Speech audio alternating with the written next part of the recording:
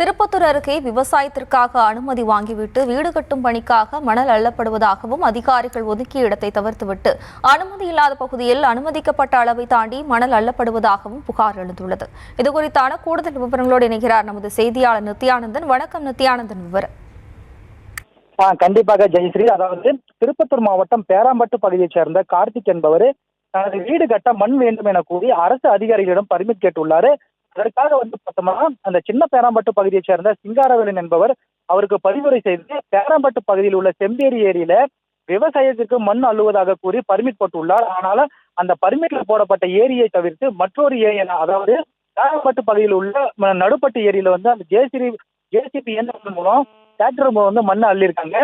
கார்த்தி என்பவரின் வீட்டின் அருகே மண்ணையே கொட்டியிருக்காங்க. மேலும் பார்த்தோம்னா திருப்பத்தூர் சுற்றுவட்டார பகுதியில் பார்த்தோம்னா விவசாயம் செய்வதாக கூறி போலியாக பர்மிட் போடப்பட்டு வீட்டு மனைகள் மற்றும் வீடுகள் கட்ட மண்ணுகள் அள்ளப்படுகிறது. மேலும் பார்த்தோம்னா கொடுக்கப்பட்ட அளவை விட அளவுக்கு அதிகமாகவும் மண்ணை அள்ளுறாங்க. எனவே பர்மிட் கொடுக்கும் அதிகாரிகள் முறையாக மண் அள்ளப்படுகிறதா என ஆய்வு செய்து அதன் பின்னரே பர்மிட் கொடுக்க வேண்டும் என பொதுமக்களின் கோரிக்கையாக உள்ளது. ஜெயஸ்ரீ, விவரங்களுக்கு நன்றி நித்யானந்தன்.